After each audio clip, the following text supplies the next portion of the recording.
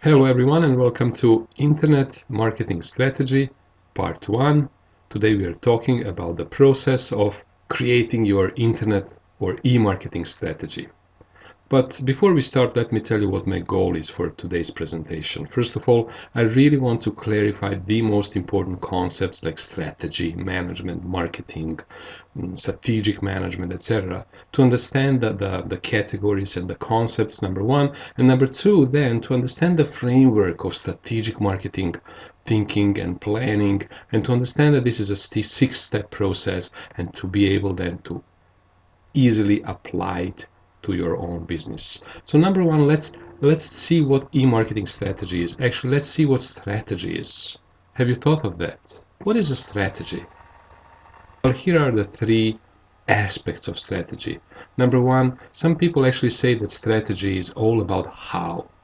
And if you see that we mentioned how a couple of times on this slide, it's all about how. It defines how we will get there. In other words, how we will achieve our goals, number one. Number two, we have to understand how to respond to opportunities and threats in the environment. For example, you've noticed that Yahoo has a different domain name, and not only the different domain name, but different brand in various countries. Similarly, Netflix operates slightly differently in Canada compared to US. So you have to respond to regional market opportunities and threats in the environment. And number three, you have to outcompete the rivals in the long run.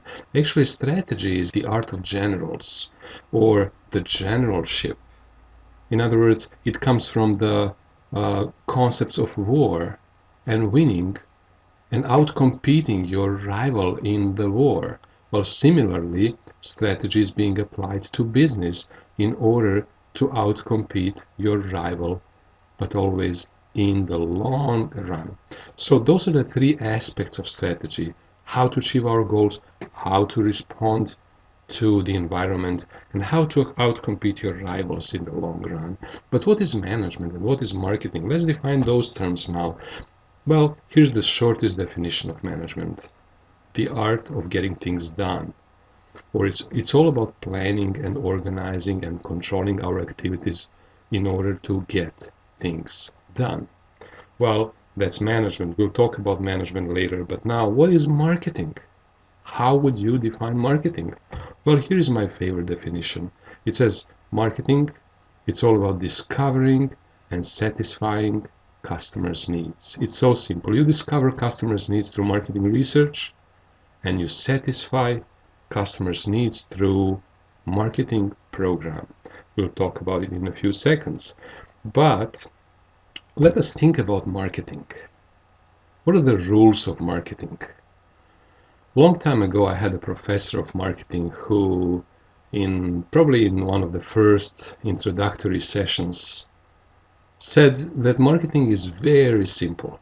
You just need to know the 9 rules of marketing. It's so simple. You need to understand those 9 rules and you'll be doing well. So that was sort of a promise. I took a pen and a paper and I'm thinking, well, you know what, let me learn something today. Let me get back home and understand 9 rules of marketing from my professor. And so I'm starting taking notes, and my professor says the rule number 1 is we have to discover target customers' needs, and we have to satisfy them with 4 P's. What are the 4 P's? We all know it's product, right price, place, and promotion or information. So really what we need to do is to discover what they want and to satisfy them with the right product, price, promotion, and place. And that's all marketing is about. That's actually rule number 1.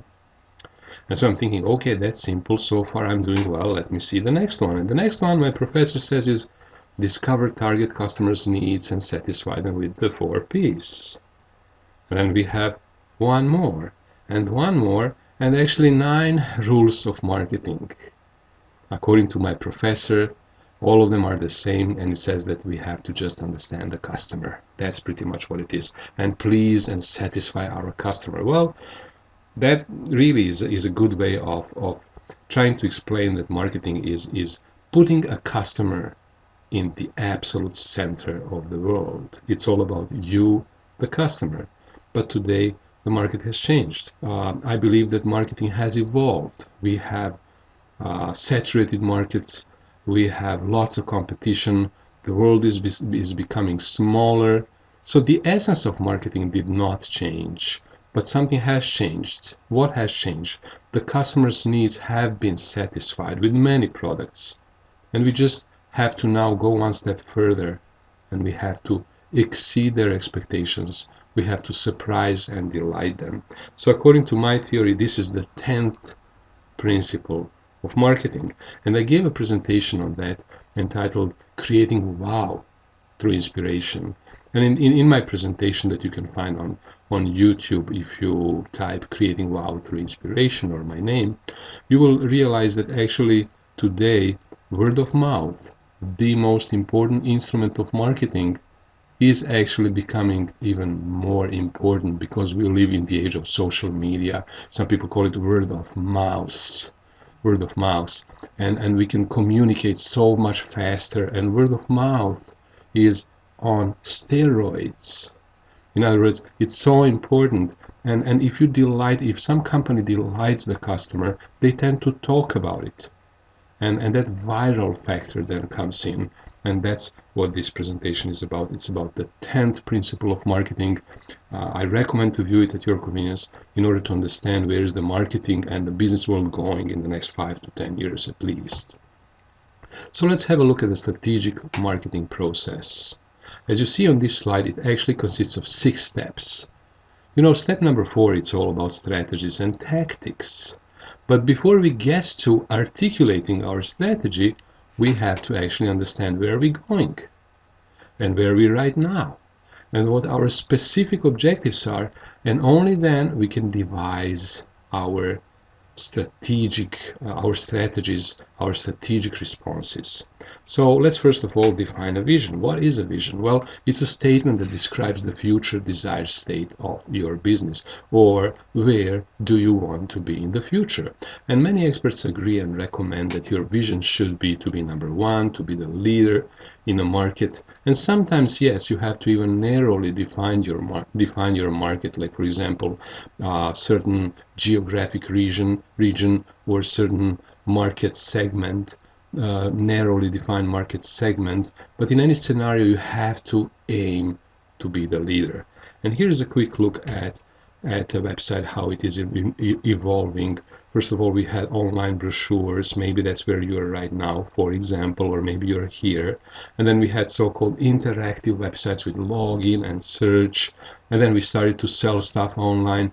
And now we are at the stage where most websites are moving on to Web 2.0, which is actually much more interactive websites, socially connected through Facebook and Twitter with customers. And then we are moving on to Web 3.0. What is the Web 3.0? Well, it is web of the future. It is the web, much more intelligent web, where you will not only search, but you will get recommendations, like on Amazon, for example. So really, recommendation engines are going to be a trend of the future, and also mobile web, mobile marketing. So that's where we are going right now. So think about it, where are you right now, and what is your big vision? Maybe you want to be the website with most followers, or with maybe most content, or with the biggest database, but try to create some vision for your future website. And then the next step is situation analysis. Well, it's great to have your vision, but check it. Is it realistic? What are your real strengths and weaknesses? What are your opportunities and threats in the environment? Maybe you want to do 5C analysis. In other words, study the context, your environment, competition, your company strengths and weaknesses, your customers, what do they really want, and any third parties, any collaborators, any business associates that are very important for your business. So doing a situation analysis in any of the following ways, SWOT, 5C, or even Porter's 5 Forces analysis, will help you understand where you're right now. So while the vision says where you want to be, the situation analysis answers the questions, okay, but where are you right now? And then you can go back to a vision statement and articulate it, revisit it, change it if needed. So this is the big picture, and it shows all the 6 steps.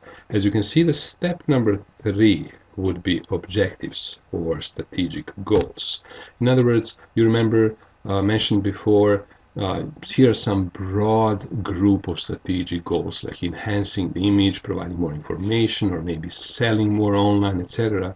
But remember, your goals actually have to be much smarter. In other words, they have to be specific, measurable, attainable, relevant, and time-based.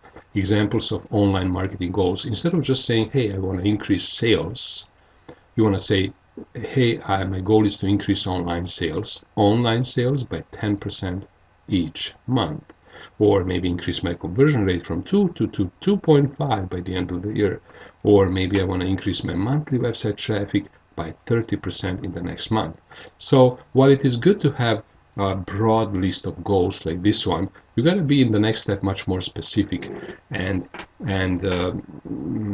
use some numbers, some quantitative measurements. Finally, and how is strategy different than tactics? We often hear those terms and we kind of mix them. So first of all, strategy is all about how. How do we get there? And tactics is what actions we need to take in order to get there. So how do we get there? Generally speaking, big picture, long term, and tactics, what actions do we need to take next? So once again, strategy is all about long term, tactics short term. Strategy much more general, big picture thinking, tactics being much more specific. But let's explain it. We talked about goals, we talked about strategies, we talked about tactics. But here's an example. What is a goal? Maybe to increase your online sales by 30% by the end of the year. How do you achieve that? Well, maybe by increasing customer loyalty. You've noticed that you have huge base of customers, yet they're not coming back, or they're not buying as often as you wanted them to. So increasing customer loyalty might be your strategy for this year. But what actions do you need to take? What tactics do you need to implement? Well, you might want to think about e-newsletter marketing. In other words, every Monday send them an e-newsletter inviting them to explore your website, check out new products that you might have, take advantage of various promotions, discounts, coupons, invite them to your open house or whatever. So that's e-newsletter marketing. One tactics in order to increase customer loyalty. Or maybe you want to implement social media, Facebook and Twitter marketing to better connect with them, to remind them of your business in order to increase customer loyalty. So this is the big picture. Now we understand the process, but in the next presentation we're going to talk about how to devise your own strategy. Now that you have the understanding of the big picture, how to devise the whole strategy, your own strategy, in order to actually be successful. So stay tuned, and I want to thank you for listening to this presentation.